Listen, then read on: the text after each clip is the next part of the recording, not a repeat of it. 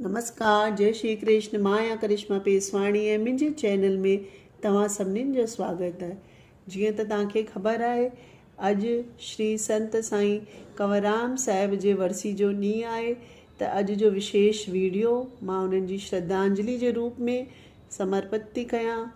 मूं साईं खे हिन अखियुनि सां त न ॾिठो आहे, पर बचपन साईं मां घणेई प्रोग्रामनि जे माध्यम सां हुननि जे जीवन जी झांकी ॾिठी आहे ऐं हुननि जा भॼन ॿुधिया आहिनि। साईं कंवरराम पगड़ीअ वारा वीर ऐं छेर वारे शेर जे रूप में सभु जॻह प्रसिद्ध आहिनि। त अचो ॿुधूं हुननि जे जीवन जी झांकी। 13 अप्रैल 1885 में माता तीर्थबाई ऐं पिता ताराचंद जे घर में संत खोतराम जे आशीर्वाद सां हिकु बालक जो जनम थियो, जंहिंजो नालो कंवर रखियो। कंवर यानी कमल जो गुल। ऐं संत भविष्यवाणी कई कि जीअं कमल जो गुल कीचड़ जे पाणी में रही भी खिलंदो रहंदो आहे, उन्हीअ तरह कंवर भी जग में विरक्त थी निर्मल रही संसार खे कर्म ऐं त्याग जो रस्तो ॾेखारींदो। नंढपण सां ही संत कंवरराम साधु स्वभाव जा हुआ, शांत रहंदा हुआ, ईश्वर जी भक्ति ऐं कीर्तन में लीन रहंदा हुआ। माता साईं खे कोयर टहिकाए करे विकिणण लाइ ॾींदा हुआ त साईं कंवरराम मधुर ऐं ऊचे स्वर में हू विकिणण वेंदा हुआ। हिकु दफ़े सखर में संत शिरोमणी साईं सतराम दास आयल हुआ त हुननि बालक जे कोयर विकिणण जी मधुर ऐं बुलंद आवाज़ ॿुधी मोहित थिया ऐं बालक खे सॾु करायूं। हुन खां कोयर वठी संगत में विरायूं ऐं बालक खे वरी ऊचे स्वर में ॻाइण लाइ चयूं। कोयर जे बदिरां साईं पैसो भी न वरितो ऐं जो भी बचियल कोयर हुआ उहे भी संत सतराम दास जे चरणनि में रखी पाण खे समर्पित करे छॾियऊं। तॾहिं संत कंवरराम जी उमिरि हुई 9 साले जी। हितां हुननि जे नए जीवन जी शुरूआत थी। भाई हासाराम सां गायन ऐं वादन जी शिक्षा वठी हेतिरो त प्रवीण थी विया कि सिंध में तानसेन जे नाले सां प्रसिद्ध थी विया। पंहिंजे गुरु सतराम दास साहिब जी सेवा में रही संत कंवरराम ध्यानी ऐं ज्ञानी थी विया। गुरुअ सां गॾु गांव गांव वञी भक्तीअ जा कार्यक्रम प्रस्तुत कंदा हुआ। सिर ते शाही पगड़ी पाए, पेरनि में छेर, कननि में वॾा कुंडल ऐं तन ते अछो छॿो पाए करे जॾहिं कीर्तन कंदा हुआ त सॼी संगत मंत्र मुग्ध थी वेंदी हुई। हुननि जी कंचन काया में हिकु तमामु अनोखो आकर्षण हो। उन्हनि जी दर्द भरी आवाज़ ॿुधी हलंदड़ माण्हू भी बीह रहंदा हुआ ऐं हुननि जी आवाज़ जा मुरीद थी वेंदा हुआ।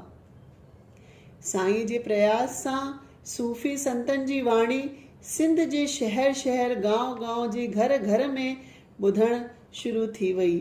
जॾहिं साईं बुलंद आवाज़ में ॻाईंदा हुआ त श्रद्धालुनि खे ख़बर पइजी वेंदी हुई कि आसे पासे किथे संत कंवरराम जी भक्ति जो आयोजन थी रहियो आहे। हुननि जी दर्द भरी आवाज़ ॾाढी मधुर हुई।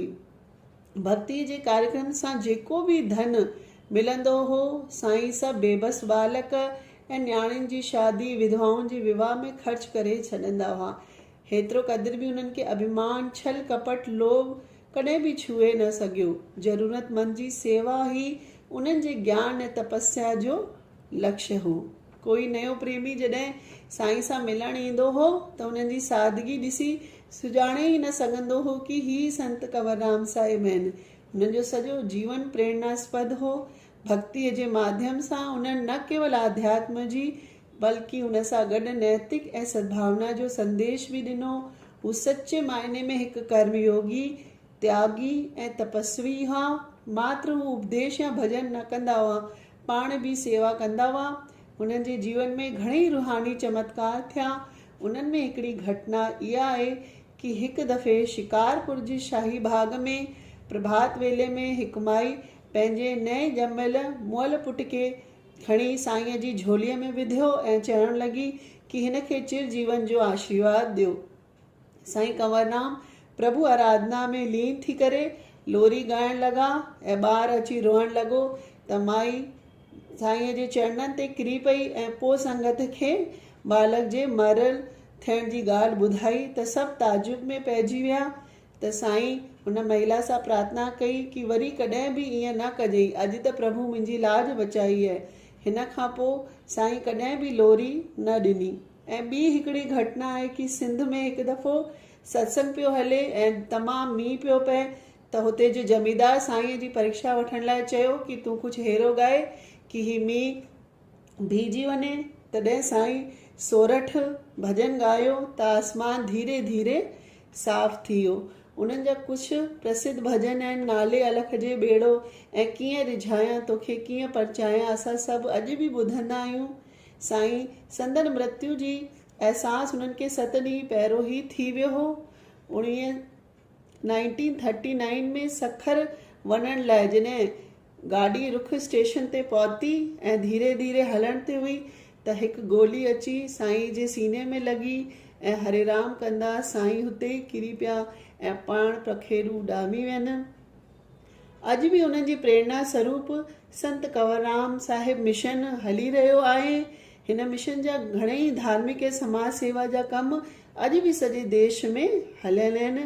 1 नवंबर खे हे सभु शाकाहारी दिवस करे मल्हाईंदा आहिनि।